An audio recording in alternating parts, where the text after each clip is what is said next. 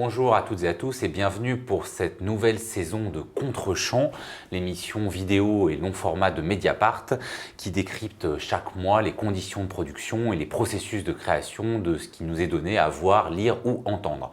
J'animerai cette nouvelle saison avec le sociologue Olivier Alexandre. Salut Bonjour. Olivier, qui est de retour de Stanford et que vous aviez déjà vu dans les premiers Contre-champs avant que l'écrivaine Joyce Sormond ne prenne le relais. Nous avons donc décidé de continuer ce qui fait l'identité de cette émission, à savoir l'analyse des évolutions ou révolutions économiques, financières et matérielles de la culture, mais tout en donnant à cette année une couleur, on va dire, plus numérique, même si ce ne sera pas exclusif. Et c'est pour cela que nous avons le plaisir d'ouvrir avec Manuel Alduy. Bonjour. Bonjour. Vous avez longtemps dirigé le cinéma chez Canal+, avant de diriger les nouveaux contenus. Vous avez démissionné au printemps dernier, c'est ça ? Et vous êtes maintenant chez Fox.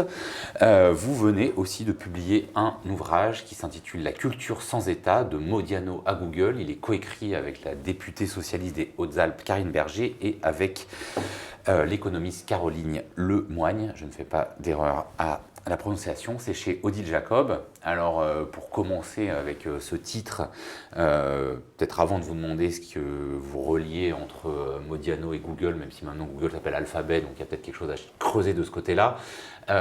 Cette idée d'une culture sans État, ça semble quand même un peu surprenant en France, où ne serait-ce qu'en termes de régulateurs, mais aussi de financeurs, l'État semble rester un des rares domaines régaliens.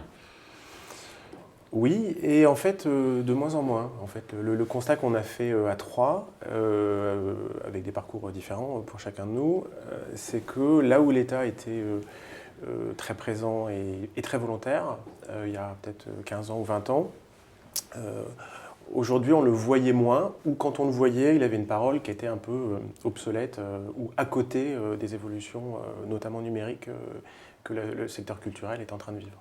On le voit moins, ça veut dire qu'il est peut-être plus discret, mais ça ne veut pas dire qu'il n'est pas présent, parce qu'il y a à la fois évidemment son rôle direct, vous dites qu'il ne représente que 10% des 130 milliards d'euros du domaine de la culture, ça reste 13 milliards, c'est pas négligeable, et puis à travers, je ne sais pas, le prix unique du livre, puisque ça vous concerne, à travers l'organisation du CNC, il est quand même présent, même s'il n'est pas en train lui-même, ça dépend évidemment des domaines de la culture, mais en train de définir une ligne ou un financement.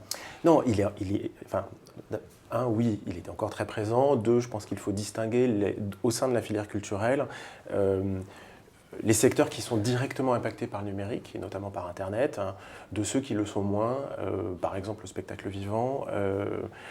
Et là où le choc est le plus violent, et moi je l'ai vécu de l'intérieur en ayant travaillé chez un diffuseur pendant 2 décennies, c'est dans les secteurs qui sont affectés soit par concurrence, soit par obsolescence aggravée ou accélérée par le développement d'Internet. Et face à cette évolution, on a tous les trois constaté qu'en fait, l'État n'avait pas ni ajusté son discours, ni tenté de comprendre ce qui se passait, et resté sur un peu les mêmes arguments qu'il y a 2 décennies environ, à savoir l'accès à la culture pour tous. Aujourd'hui, quand j'explique à mes enfants, est-ce que vous trouvez que vous avez pas assez d'images, pas assez de textes, pas assez de musique, c'est comme si je venais d'une autre planète. On baigne plutôt dans une surdiffusion. Ça, c'est pour vous donner un exemple. Où le sujet n'est pas, d'après nous, sur l'accès à la culture, mais plutôt sur l'accès à quelle culture, sur comment on promeut certaines œuvres et pas d'autres. Et bien, dans le secteur de l'audiovisuel en particulier, l'État a maintenu une régulation, a installé progressivement une régulation, soit directement, soit indirectement par le biais d'obligations ou d'accords interprofessionnels, qui reposaient sur un rapport de force qui lui était favorable, parce que c'est lui qui maîtrisait le tuyau de diffusion et donc il pouvait imposer toutes sortes de contraintes. Et ce compromis-là, ce rapport de force, il a été cassé avec Internet. Ça se voit de façon plus ou moins brutale en fonction des diffuseurs traditionnels. Est-ce que le discours a changé du côté de l'État ? Non, pas du tout. Il n'a pas changé. On est toujours sur un discours sur l'accès, sur une tentative de contrôle. Donc nous le livre ne donne pas beaucoup de réponses en fait. Il essaye surtout de faire un constat pour ajuster, pour qu'on ait un constat partagé sur voilà où on est aujourd'hui. Voilà ce qui est en train de nous arriver. Après, Après, il y a des discours, je termine juste avec ce point-là, il y a des recommandations politiques que les uns ou les autres, surtout à la veille d'une présidentielle, vont sans doute développer. Là je pense qu'on n'en donne pas trop, mais on essaie d'avoir au moins un constat partagé. On pourra peut-être parler des recommandations après, mais en tout cas, moi j'ai vu une forme d'ironie, si ce n'est assumée dans le ton, mais du moins dans la démonstration historique, qui est assez juste, hein, parce que vous mettez bien en panorama la perspective et comment l'État a joué un rôle important pour l'État français, en termes de perspective, de vision, au cours des 30, des 40, des 50 dernières années, mais ça va au-delà de ça, puisqu'on sait très bien que la culture a été un élément de constitution et de maîtrise du territoire depuis François Ier jusqu'à François Mitterrand.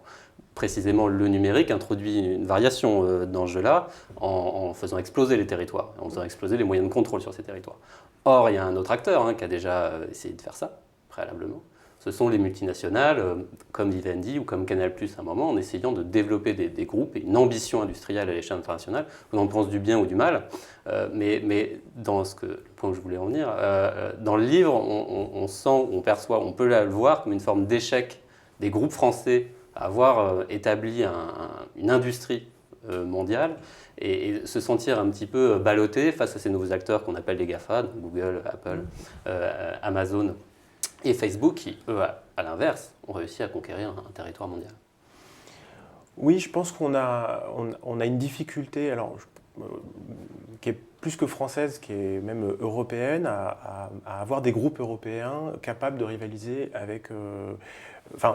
capables d'être à la hauteur en termes de taille, parce que les ambitions, il y en a beaucoup, et la créativité aussi, mais au moins en termes de taille, à la hauteur des nouveaux diffuseurs ou des nouveaux intermédiaires.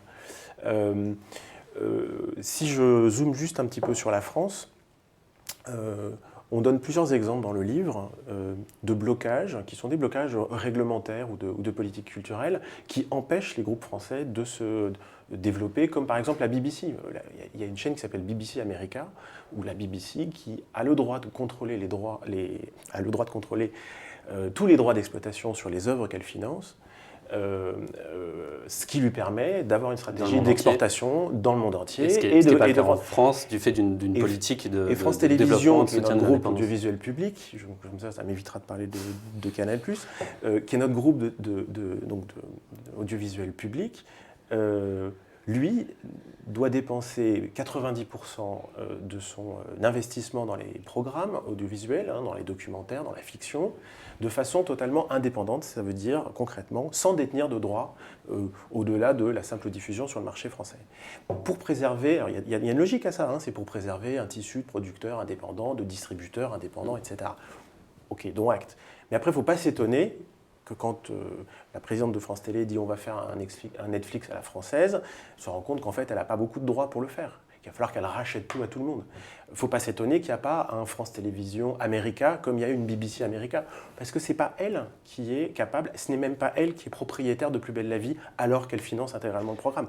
Bien sûr. C'est ça qui est un peu... Et ça vient d'un blocage de régulation. Après, il faut avoir une position politique, est-ce qu'on a envie de lever ce blocage ou est-ce que non, il faut le maintenir ? Bien sûr, mais il faut voir aussi que ce n'est pas toujours les mêmes temporalités. Je veux dire, il y a une temporalité du territoire, il y a une temporalité du droit, il y a une temporalité économique et industrielle. Là, en l'occurrence, l'industrie accélère beaucoup, alors que le droit ralentit historiquement, ce qui fait la spécificité du modèle français. Ça a toujours été un modèle gaulois, le modèle français, y compris à l'échelle européenne. Pourquoi l'Union européenne, puisque c'est la fin du livre, on peut commencer par ça. Pourquoi l'Union européenne n'a pas de politique culturelle globale? Précisément parce que la France y est toujours opposée pour maintenir ce qu'on appelle l'exception culturelle. Ma question, c'est qu'est-ce qu'on a raté, qu'est-ce que les élites ont raté au cours des 10 dernières années. En l'occurrence, on est tenté de penser que ce qui a longtemps constitué un atout représente aujourd'hui un boulet, en l'occurrence un boulet juridique. Je pense que les élites, c'est difficile à... C'est pas une caricature du tout, disons les dirigeants. Non, mais ça suppose... Ça met tout le monde dans un même... ça crée un groupe qui finalement n'est pas très homogène. Je peux peut-être dire, quand même, particulièrement dans l'audiovisuel, dans le cinéma, ce qu'on a connu en gros les 30 dernières années est le produit d'un travail collectif, des élites, ce que j'appelle les élites, c'est-à-dire des gens qui appartiennent à la fois à l'audiovisuel, au monde du cinéma, à la haute administration, des gens pas toujours d'accord d'ailleurs, mais qui sont réunis à la fin des années 70, puisqu'ils voyaient très bien qu'il y avait un changement industriel important qui était en train de se réaliser, en l'occurrence le déclin du cinéma industriellement et l'essor de la télévision, qui sont réunis pour trouver des outils, en les actualisant, etc., en les perfectionnant. Et c'est ce groupe-là, cette communauté de travail et d'intérêt qui semble un peu s'être délité au cours de ces dernières années, ou du moins pas vraiment exister de façon efficace. Oui, parce que l'évolution des usages portés par l'évolution de la technologie, et là pour le coup que ces élites ne maîtrisent pas, qui est une donnée qui est venue d'ailleurs, a fracturé, a créé pas mal d'éléments de fracture, à diviser les élites. Et donc, chacune, représentant son métier ou sa sous-filière à l'intérieur de la filière culturelle, s'est raccrochée à la régulation existante comme un bouclier. Donc, les diffuseurs n'ont pas remis en cause les obligations de financement que l'État leur imposait parce qu'ils se disaient qu'en contrepartie, ils avaient un mot à dire suffisamment fort et protecteur sur la façon dont les œuvres sont exploitées, sur des barrières à l'entrée pour des diffuseurs étrangers. Bon, les producteurs, un autre corps qui est sous-divisé en plein de catégories différentes en fonction de la taille et de leur intégration économique, se sont dit on va s'appuyer sur tous les éléments de régulation qui favorisent la production plutôt que les auteurs. Un des parents pauvres quand même, sur l'audiovisuel c'est assez flagrant, dans d'autres secteurs c'est peut-être un petit peu moins vrai, de ces compromis ou de ces négociations interprofessionnelles, c'est la distribution. Les distributeurs ont été souvent les moins entendus, ceux qui avaient la part de voix la moins importante, ce qui fait que certains parfois font des tribunes dans la presse, très, très violentes. Mais donc chacun s'est un peu accroché à ça, et je pense que c'est ça que collectivement, au global on a raté. Il y a 3 ans, quand on a appris donc, que Netflix arrivait en France, c'était un moment assez fascinant, parce que... Y compris chez Canal+. Oui, c'est difficile de parler de Canal+, mais non, chez Canal+, c'était pas très fascinant parce qu'on avait commencé à créer un service concurrent, enfin similaire, moins important mais similaire, qui s'appelait Canal Play, dont je me suis occupé un petit peu 2 ans avant. On avait déjà, on y est arrivé. Mais j'ai juste une toute petite anecdote par rapport à ça, enfin une histoire qui vient de San Francisco, donc de la côte ouest. On dit là-bas que Vincent Bolloré, quand il a commencé à s'intéresser à Canal+, serait venu avec son fils, donc qui a des intérêts et une activité en termes de production, pour prendre des idées, comme un certain nombre d'industriels font, et qu'en l'occurrence, les gens les plus avisés en termes d'audiovisuel lui ont conseillé de restructurer la production, d'abandonner, de baisser un peu sur le cinéma et de constituer une nouvelle filière avec un mec jeune, un peu geek, et de le mettre à la tête des nouveaux contenus. Donc je ne sais pas si cette personne c'était vous, mais en l'occurrence c'est vous qui avez occupé la position. Ah ouais, non, pas du tout. Non, parce que ça s'est fait pour d'autres. Enfin, ou en tout cas, j'étais pas au courant de. J'étais pas au courant de l'anecdote. C'est le fils de Bolloré qui vous a nommé au poste. Non, pas du tout. Je vais revenir sur Canal. Non, à l'intérieur de Canal, on était préparé, on n'était pas totalement préparé. On était préparé parce qu'on avait déjà insufflé, et depuis, même avant qu'on sache que Netflix allait venir, allait avoir une stratégie internationale, on avait lancé toutes sortes de services à la demande. Le service Canal+ à la demande, ça a été lancé en 2008, à un moment où Netflix n'avait même pas lancé House of Cards. C'est juste pour resituer le truc dans la... Bon. Donc on avait ces éléments-là en germe et en développement. Ensuite, ce qui fait vivre Canal, ce n'est pas, et c'est ça qu'on n'a pas trouvé, et que le groupe, je pense, n'a toujours pas trouvé, c'est la chaîne premium et la distribution de chaînes de façon un peu traditionnelle. C'est ça qui fait vivre le groupe. Et on a mis du temps à comprendre, et ça on l'a vu ces 2 ou 3 dernières années, où ce groupe l'a vu à ce moment-là, qu'un modèle qui promet un prix d'accès peu cher à la demande, en très grande quantité, dans un seul pays, ne peut pas gagner d'argent. Mais vraiment, pas du tout. Et donc ce qui a été fascinant dans l'arrivée de Netflix, vu de l'intérieur, c'était de pouvoir, de tenter d'expliquer que on On n'a pas 4 milliards ou 5 milliards de dollars par an. Et nous, on ne va pas pouvoir, surtout que le groupe avait d'autres difficultés, perdre 50 ou 100 millions par an pour pouvoir proposer à des clients très estimés et estimables la meilleure offre pas chère. C'est juste pas possible. Et on en parle un petit peu dans le livre. Ce qu'Internet, je caricature en disant ça, hein, ce qu'Internet amène, c'est du gratuit ou du pas cher du tout, en très très grande quantité. Et c'est pas du tout notre modèle, hein, c'est pas le modèle de la culture, de se poser déjà la question du prix. Et ben, oui, ça, on n'a pas réussi à trouver la clé. Mais alors, à vous entendre, donc, un tournant a été manqué, à la fois du côté de l'État, de la politique culturelle étatique et finalement au sein aussi de certains groupes français. Comment est-ce que vous expliquez ce ratage ? Alors, je ne suis pas sociologue. Non, mais à partir de votre pratique, c'est ça qui vous intéresse. Je peux peut-être dire un mot d'introduction. Ce qu'il faut bien voir, c'est qu'on a affaire à des élites françaises, entre guillemets, qui s'inscrivent vraiment dans un modèle, le modèle des grandes écoles, le modèle des classes prépa, le modèle des grands corps, avec un système de porosité, de revolving door, comme on dit en anglais, entre le secteur privé et le secteur public, dont la colonne vertébrale de la formation, c'est le droit et les humanités. Et l'économie depuis un certain temps maintenant aussi. Les élites, les dirigeants, les entrepreneurs californiens, c'est pas du tout ce modèle-là. C'est des gens beaucoup plus jeunes, c'est des gens qui ont été nourris au code, c'est des gens dont le modèle culturel, c'est le code, c'est pas le code juridique. Hein, c'est pas du tout, c'est l'autre code informatique. C'est le code informatique.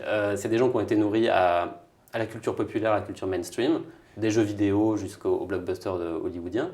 Et c'est des gens qui voient le droit et les limitations et les barrières internationales et nationales comme des choses à faire sauter.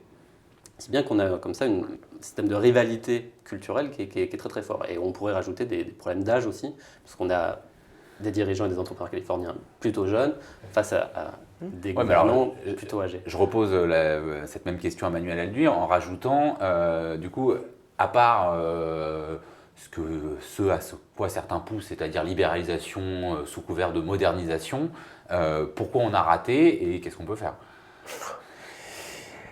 Donc moi je pense qu'il y a un facteur sociologique assez fort, mais y compris générationnel dans le ratage, parce que c'est assez récent que les dirigeants à la fois du privé et du public, y compris au sein des gouvernements, soient d'une génération qui a vraiment pratiqué Internet. Ce n'était pas le cas il y a 15 ans, ce n'était pas le cas il y a 20 ans. Même si déjà il y a 20 ans ou il y a 15 ans, on commençait à se dire « Oh, il se passe un truc ». Et en matière culturelle, pouvoir comprendre ce qui se passe, ce qui se vit chez la génération plus jeune, c'est peut-être encore plus important que dans d'autres domaines d'activité. C'est pas nouveau qu'on dit que les enfants ont des pratiques différentes de celles de leurs parents. Sauf que, on risque de passer pour un vieux, ce que je suis, il y a 30 ans, en fait, comme les occasions de profiter du spectacle étaient relativement bien fléchées, hein, c'était des salles de théâtre, des salles de cinéma, quelques chaînes de télé, des cassettes audio qu'on ne pouvait pas dupliquer à l'infini. Enfin, on était dans un système assez fléché. Donc on pouvait avoir nos goûts à nous. Mais à un moment, on était rattrapé par la patrouille et on se retrouvait dans un cercle de diffusion relativement bien encadré, sur lequel l'État avait un rôle important. Ce système relativement clos de l'offre étroite, contrôlé par des diffuseurs dans différents secteurs culturels, n'existe plus. L'offre de diffusion au sens large, qu'il s'agisse du livre, de la musique ou de l'image animée, a explosé. Et donc comment on peut rattraper et rediscipliner le jeune public, si tant est qu'on ait envie de le faire, pour lui apprendre à payer, lui faire comprendre que le patrimoine n'est pas désuet, que la culture c'est de l'offre et pas de la demande, enfin le ramener dans quelque chose qui constitue les fondamentaux de la culture. Là, c'est pas gagné. Et est-ce que les choses se posent en ces termes ? Non, je rebondis sur l'expression discipliner les jeunes de la culture. Moi, on sait un des points de la période dans laquelle on vit, c'est précisément que le rapport d'autorité à la technique et à la culture, c'est inversé. C'est-à-dire très longtemps, c'était les parents ou les grands-parents qui enseignaient les humanités à des enfants. Aujourd'hui, c'est plutôt les enfants qui enseignent à leurs parents comment utiliser les écrans nomades. Et pour ajouter, vous montrez dans le livre que l'illégalité généralisée qui a permis la numérisation de beaucoup d'œuvres de la culture, c'est pas forcément traduit par une baisse de la qualité des œuvres, voire au contraire, dans l'exemple de la musique que vous prenez. Non, je pense que ce qui nous soucie, c'est que il y a deux éléments en parallèle. Le premier, c'est que finalement, les travers ou les critiques qu'on pouvait avoir sur la culture en termes de consommation il y a 20 ans, à savoir qu'elle se concentre sur les œuvres qui ont un marketing mondial très fort, au détriment de toutes les autres. En fait, c'est exactement. Les œuvres ont peut-être changé, mais il se passe exactement la même chose aujourd'hui. Regardez, dans la musique ou dans le cinéma, peut-être même encore plus, parce qu'on a des tuyaux de diffusion qui sont devenus mondiaux, ce qui était un peu moins le cas avant. Donc c'est cette théorie de la longue traîne. Donc la longue traîne, il n'y a pas du tout de longue traîne. Alors, il faut expliciter la longue traîne. Donc la longue traîne, c'était une théorie selon laquelle... C'est toujours une théorie d'ailleurs. C'est toujours une théorie selon laquelle, quand vous proposez un catalogue immense d'œuvres,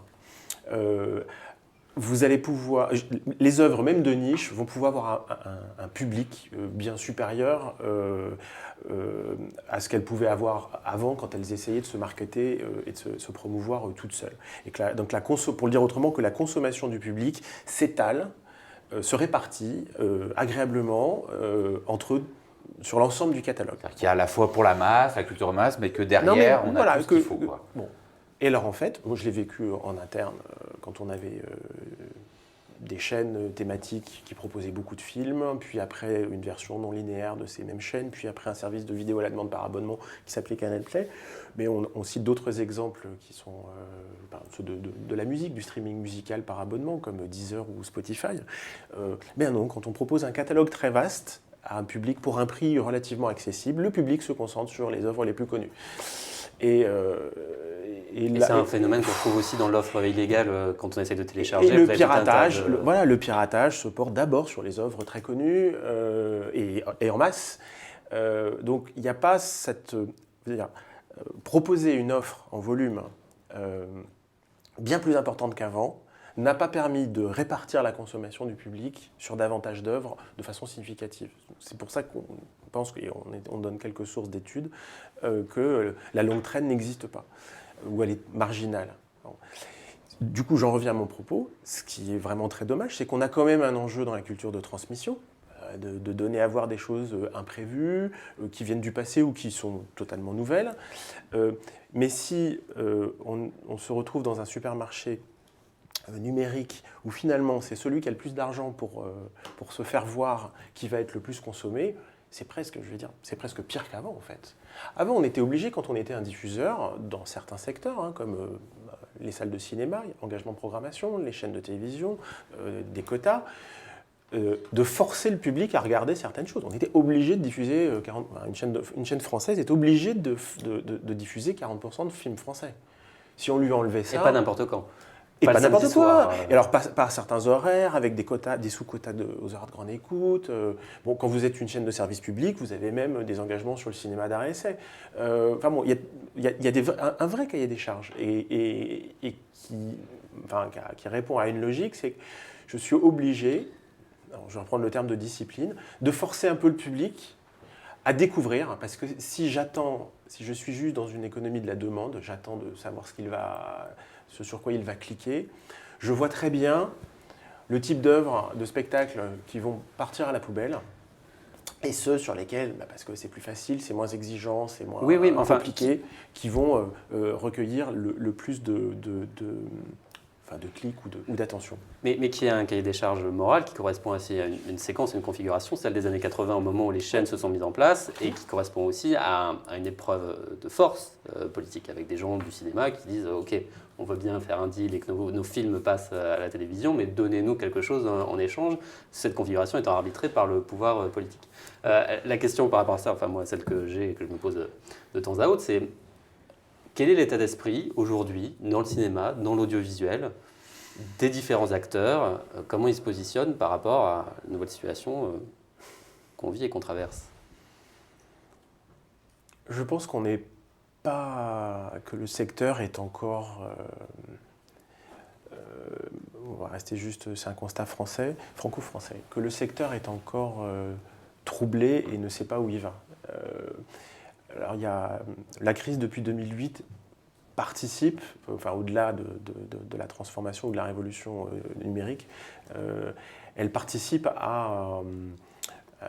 au flou, parce qu'il y a moins d'argent qu'avant, les succès, les recettes de succès ne sont plus les mêmes, les échecs sont encore plus terribles qu'avant. Enfin, donc tout est aggravé. Vous n'êtes pas dans un panorama, que ce soit enfin, vous regardez le secteur culturel en France, qu'il soit subventionné ou pas subventionné, il n'est pas serein. Il est globalement pas serein. Mais alors en plus, il a une révolution. Il n'est pas serein pour des raisons, on va dire, conjoncturelle ou économique, mais alors en plus il a une révolution technologique à vivre. Donc pour revenir sur le cinéma, je pense qu'il y a moins de stress et moins de fantasmes sur la révolution des usages. Par exemple, quand la VOD est arrivée, la vidéo à la demande est arrivée en France, il y a eu un stress des diffuseurs en disant « Oula, il y a quelqu'un qui va vendre un film à 3 € ou à 2 €, alors qu'avant c'était plus cher. » Là maintenant, on est tous un peu plus sereins. Il y a toujours, et le pouvoir politique n'a pas trouvé de bonne réponse, une inquiétude existentielle sur le piratage, parce que c'est devenu une pratique commune. Pas vraiment, non mais c'est juste, mais hallucinant quand même. Hein. Mais, c'est 85% des internautes qui téléchargent. Oui, non, mais vraiment sans souci, quoi, sans complexe en fait. Mais non, c'est normal parce que vous êtes des riches. C'est une espèce de... Enfin bref, moi j'hallucine toujours. Et, on n'a pas tous les trois dans le livre le même avis sur la réponse au piratage, mais ça c'est forcément un stress existentiel pour la filière. Pour les producteurs, pour les auteurs, pour les diffuseurs d'antan, pour les diffuseurs d'aujourd'hui, enfin pour tous. Hein. Parce qu'on voit qu'il n'y a pas vraiment de bonne réponse pour l'instant. Si on avait résolu ce problème-là, parce qu'on a le piratage, donc vous avez un secteur qui est pillé, dans un contexte de crise économique depuis 10 ans, et en plus il y a une révolution technologique. Il y a quand même des gens qui réfléchissent à rémunérer autrement les créateurs, malgré tout. Enfin, parce qu'on voit bien que la réponse à Dopi est quand même insatisfaisante, même si vous n'étiez pas tous les trois d'accord, ça ne donne pas l'idée que ça y est, on a trouvé la martingale avec ça. Non, mais on a, en fait, en résumé, donc on a 3 positions différentes, mais à force d'écrire ensemble, elles sont moins antagonistes qu'au début.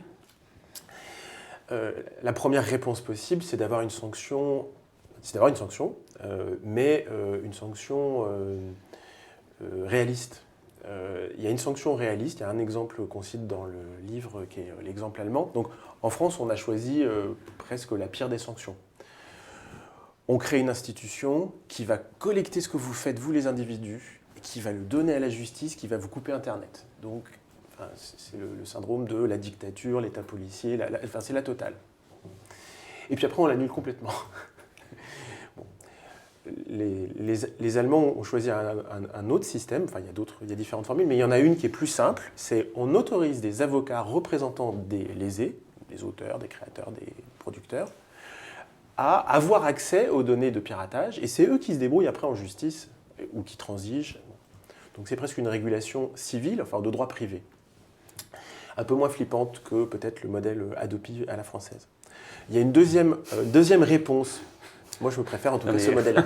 Et je suis vraiment pour la sanction. Mais le problème, c'est qui la faute. Enfin, est-ce qu'on court après les FAI ou est-ce qu'on court après les consommateurs individuels pour récupérer 3 € sur les Allemands imposent les Allemands imposent aux FAI de donner ces informations. Donc les FAI, les fournisseurs d'accès à Internet. Voilà. Ensuite, donc, il y a une deuxième idée qui est taxons un peu davantage. Bientôt, taxons l'Apple Watch, parce qu'elle permet de regarder des œuvres, finalement. L'Apple Watch ne marche pas vraiment. Donc voilà. Je pense qu'il y a une petite limite. Faire baisser les réserves d'Apple. Ouais. Il y a une petite limite à ce raisonnement, mais je ne vais pas critiquer cette piste, puisqu'elle est quand même revendiquée noir sur blanc. C'est puisque les occasions, les supports de réception pour consommer de la culture se démultiplient, il faut à chaque fois essayer de trouver, ponctionner ces nouveaux endroits pour après gérer la redistribution. Et puis après, il y a une troisième voie qui est d'imaginer carrément d'autres modèles de rémunération. C'est vrai que en France, on a eu quelque chose qui a été un trauma pour une partie de la culture, qui était la licence globale. Je vous donne un petit prix par mois dans votre abonnement téléphonique, et alors en échange, c'est le buffet campanile, c'est open bar, vous pourrez consommer tout ce que vous voulez.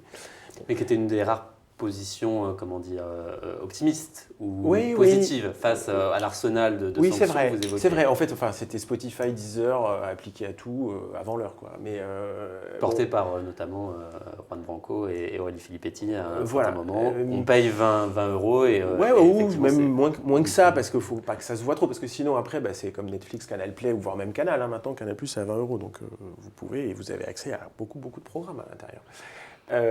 Ça a été un trauma, si vous voulez, on peut en parler. Ça n'a pas fait plaisir à une partie de la filière, pas forcément les diffuseurs d'ailleurs. Les diffuseurs en tant que tels, oui, n'ont pas aimé ça parce qu'ils ont vu ça comme une espèce de concurrence directe, un permis de pirater, quoi, en gros. Voilà. Mais peut-être que la réponse, in fine, va être un peu dans les trois. On n'arrivera pas qu'avec de la sanction, ça c'est sûr. Ça, je pense qu'un des rares acquis, c'est que je ne connais pas quelqu'un dans la filière qui pense qu'il n'y avait pas de problème d'accès, de prix, etc. Et maintenant, on arrive un peu plus à se dire les choses. Non, il y a de l'accès, par contre, l'accès est peut-être trop cher pour certaines personnes. On a au moins franchi ce pas-là. Mais alors, pour revenir là-dessus, parce que comment est-ce que vous faites pour à la fois dire ce que vous dites, c'est-à-dire qu'aujourd'hui il y a une forme de surdiffusion des produits culturels, mais qui ne permet pas forcément la transmission, la surprise, la création qu'on attend de la culture, qui la fadirait. Et en même temps, vous critiquez beaucoup donc, l'absence totale de politique culturelle. Vous dites entre 1995 et 2015, c'est-à-dire 20 ans, il n'y a pas eu une seule loi quasiment intéressante. Et notamment parce qu'au fond, la politique culturelle étatique ronronnerait dans l'idée de l'accès à la culture. Mais l'accès à la culture, ce n'est pas forcément la démocratisation culturelle. Vous le dites vous-même, ce n'est pas l'accès à la pop culture généralisée qui a permis une démocratisation culturelle. Moi, ce que je me demande, c'est comment vous pouvez à la fois critiquer cette surdiffusion, qu'elle soit une surdiffusion d'ailleurs liée aux algorithmes qui repéreraient d'avance vos propres envies ou simplement une culture très commerciale, tout en ne retombant pas dans dans une critique finkielkrautienne de la défaite de la pensée, quoi. C'est-à-dire que dès qu'on massifie un peu, c'est la fin. La Finkielkraut qui est citée un certain nombre de fois dans l'ouvrage et qui devient une référence de la nouvelle gauche culturelle. Comment vous faites pour articuler ces deux aspects ? Mais on ne critique pas la surdiffusion. Le propos n'est pas de critiquer la surdiffusion. Elle est là. Elle vous paraît poser un problème. Non, ce qui nous pose un problème, c'est qu'il y a une surdiffusion qui n'est pas neutre. Il y a des algorithmes, il y a des GAFA derrière, etc. Et à côté de ça, on n'a pas le début du commencement d'une réponse publique. Alors que quand on a créé des chaînes privées de télévision, ou quand la télévision est arrivée, on n'a pas attendu 20 ans pour dire il faudrait peut-être penser à leur donner des quotas, à voir comment les insérer dans la filière pour qu'ils contribuent, pour qu'ils protègent, pour qu'ils exposent, pour qu'ils promeuvent. Non, là, on est resté pendant 2 décennies, les pouvoirs publics sont restés pendant 2 décennies en train de regarder le train passer.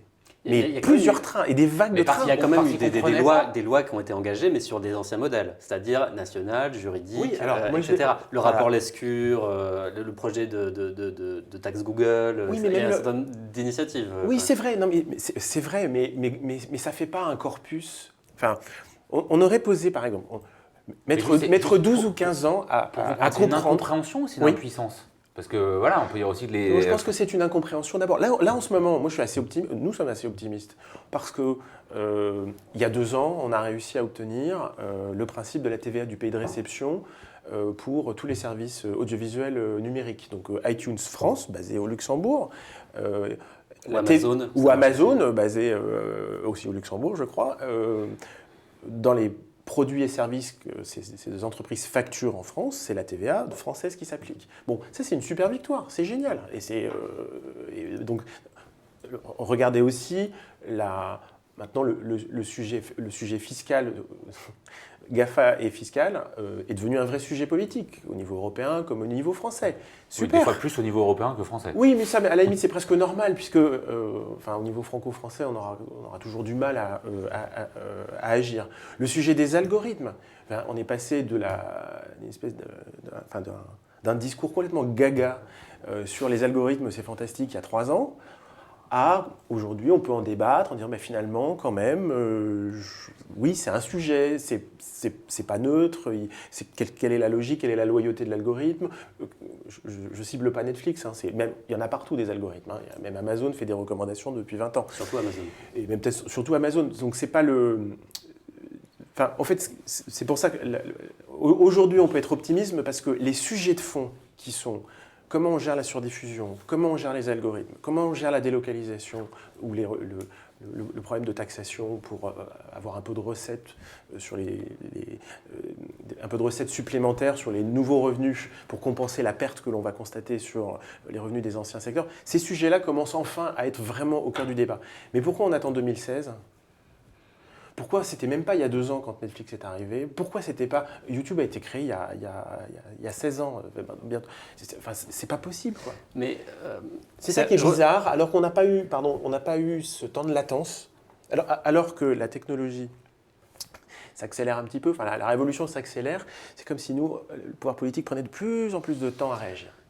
Mais il y a quelque chose d'assez frappant avec le numérique, c'est qu'on utilise toujours des expressions temporelles pour le qualifier. On parle de révolution numérique, de transition numérique, de rupture numérique, alors même que beaucoup de choses tiennent à des espaces. Et en l'occurrence, on a commencé par parler de ça, il y a une question d'échelle. L'État-nation, l'administration nationale n'est pas la même, n'a pas les outils pour opposer quelque chose en bloc à ces industries GAFA. Et face à ça, on voit des situations doubles, c'est-à-dire des réactions d'enchantement. Vous disiez gaga, des jeunes générations ou des moins jeunes générations, mais qui ont un rapport de fascination au modèle californien. Et vous avez un rapport de surdité ou de défiance, de peur, même chose face au phare qui nous vient de la Silicon Valley. Et par rapport à ça, il y a très peu d'attitudes qui soient à la fois réalistes et analytiques, et qui essaient de porter le débat là où il devrait être porté, c'est-à-dire à l'échelle européenne. C'est du moins le sentiment qu'on peut avoir quand on regarde les choses d'un petit peu loin. On a encore beaucoup de mal au niveau européen, alors peut-être parce qu'il y a une crise socio-économique globale qui fait que l'Europe a d'autres soucis que simplement de s'occuper de la culture. Il y a un endroit où on n'est pas, je pense, le constat qu'on fait, c'est qu'on est encore très très loin du compte au niveau européen. Et j'ai eu moi-même l'occasion de le vivre de l'intérieur il y a 3 ans. Pour caricaturer un peu moi-même mon propos, Bruxelles est toujours un peu le cheval de Troie des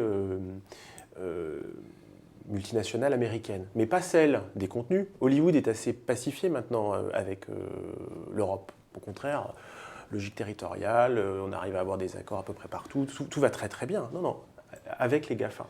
Et Google est devenu le premier investisseur en lobbying à Washington et à Bruxelles. Et là, tout le débat qu'on a pu encore entendre récemment chez un ancien collègue de Karine, Pierre Moscovici, qui était à Paris il y a 15 jours, où il disait on fait tout pour lutter contre pour la déterritorialisation des droits, pour qu'en fait les œuvres puissent circuler librement. Parce que c'est vrai que les œuvres sont très empêchées. Star Wars a beaucoup de problèmes pour se diffuser en Europe, c'est connu. Non, mais c'est connu. Voilà, donc on a des gens qui sont principalement à Bruxelles, qui ont visiblement du mal à regarder leur chaîne nationale en tant qu'expatriés, et qui se disent que ça doit être un grand problème européen. Ils doivent être trop occupés à télécharger. Voilà. Et moi j'ai été auditionné c'était tout début 2014, avant de quitter la direction du cinéma, à Bruxelles, où ils voulaient me faire dire que en fait, c'était soit les méchantes majors américaines, où je travaille maintenant, soit les méchants diffuseurs français ou anglais, où je travaillais à l'époque, qui s'étaient ligués pour empêcher le consommateur pas le spectateur, le consommateur européen, quand il est dans un pays, de profiter de l'abonnement à une chaîne, parce que c'était plutôt les chaînes payantes qui étaient visées, d'un autre pays. Et on lui expliquait, mais vous savez, je travaille à Canal+, Canal+ est en France, pas en Angleterre. Je ne vais pas dépenser du marketing et de la pub en Angleterre pour essayer d'avoir des clients là-bas. Il y a déjà Sky. Peut-être qu'un jour on le fera, on est en Pologne. Mais pour l'instant, non. C'est pour ça qu'on ne veut pas avoir des droits déterritorialisés. Et que les seuls qui veulent ça, c'est Facebook, Google, Netflix. Donc, pour qui travaillez-vous en fait? Alors justement, pour qui travaillez-vous? pour qui travaillez-vous? Et face à moi, j'avais une brochette d'expatriés, finlandais, allemands, français, belges. À l'époque, il y avait même un anglais. Regardez comme ça. Bon, voilà. Pour s'acheminer vers la fin de cette émission, vous le dites, maintenant vous travaillez pour une méchante major américaine. Vous avez. Non, j'ai dit que c'est eux qui disaient qu'elle était méchante. Ouais, elle est pas du tout méchante. Vous avez travaillé pendant, vous le disiez au départ, plus de 2 décennies pour Canal+, qui est une entreprise où d'habitude, soit on reste, soit on est viré. Vous êtes parti. Pourquoi? Parce que l'histoire là qui se déroule c'était pas la mienne, et puis j'avais envie de faire autre chose, quoi, de changer. L'histoire Bolloré. Je n'ai pas envie de personnaliser. Canal était en difficulté aussi avant. Ça date Enfin, je ne veux pas tomber dans un extrême ou dans un autre. Je me souviens d'un entretien il y a quelques années où vous disiez que vous aviez envie de travailler sur la chaîne, que vous aviez aussi envie de regarder. Vous n'avez peut-être plus envie de regarder Canal+. Ici, il y a une très bonne série de la Fox qui est diffusée sur Canal+, qui s'appelle This Is Us, tous les dimanches soirs. Regardez-la. Ouais. Et non, c'est... D'abord, quand il y a des changements, moi il y a eu 4 changements, 4 périodes à Canal+, depuis la création de Canal+. Je suis arrivé à la fin de la première période, qui était l'ère Rousselet, en 1994. Je suis rentré dans le groupe 2 mois après le départ d'André Rousselet. Après, il y a eu la période Lescure, la période Bertrand Méheux, Rodolphe Belmer, et puis là, il y en a une autre. C'est normal que dans les périodes, parfois on arrive à faire des saltos arrière, rebondir, tac tac, et continuer. Et puis parfois il y a des changements d'équipe, de projet éditorial. Bon, voilà. Donc c'était un choix personnel. J'avais une occasion à l'extérieur, et voilà. Et c'était. Je pense que Canal. Vous nous en direz pas plus, quoi. Non, mais Canal suit ça. Voilà, c'est une histoire qui n'est plus la mienne, quoi. C'est tout. Voilà. Je vais peut-être dire un tout petit mot, parce qu'on a parlé de la défaite de la pensée. Parfois, j'ai l'impression aussi qu'il y a une forme de servitude volontaire, pour reprendre l'expression à la Boétie. C'est-à-dire qu'on présente très souvent les acteurs du GAFA comme des géants, mais si on compare les échelles ou le rayon d'action, pas forcément des nains, mais pas non plus des organisations omnipotentes et omniscientes. La valorisation capitalistique de Google, c'est 480 millions. L'État français, milliards, pardon. Le PIB français, c'est 370. Les recettes de Google, je crois que c'est 40 milliards. Le volume économique attribué à la culture en France, c'est 50 ou 60 milliards. Donc, je veux dire, il y a la France... Oui, qui est appelée en Californie la Silicon Valley de la culture, a également des arguments à faire valoir. C'est vrai, mais je pense que les GAFA, pour plein de raisons historiques ou sociologiques ou d'environnement économique, là où ils sont nés, ont réussi à avoir, et ça c'est un phénomène assez important dans Internet, une position dominante, une avance dans leur créneau. En fait, ce sont des méga monopoles sur certains segments. Et c'est très compliqué. Vous pouvez toujours essayer d'utiliser un autre moteur de recherche que Google. Il y en a plein d'autres. Hein. Bon, ils ont une telle avance. Et c'est pareil pour Facebook, c'est pareil chez Apple, c'est pareil, même si c'est pareil chez Amazon. Ils sont devenus ultra dominants dans leur segment d'origine. Même si ces entreprises, je vous rejoins, ne sont pas finalement des géants. Hein. Ils sont des géants sans doute en bourse, mais en fait, en termes de nombre de gens, etc., c'est pas des entreprises très... La France, c'est 60 millions, Google, c'est 60 000. Voilà. Alors, je ne suis pas complètement encore certain que ce livre dessine le programme pour un candidat au hasard socialiste, puisqu'il est écrit en partie par une députée socialiste pour résister à la fois à la puissance des GAFA et à la révolution technologique et numérique qui touche la culture, pas seulement en France, mais c'est à lire. Merci beaucoup Manuel Alduy d'avoir fait un détour par nos studios du Passage Brelon et nous, on se retrouve d'ici un petit mois pour un autre contre-champ. Merci beaucoup. Merci.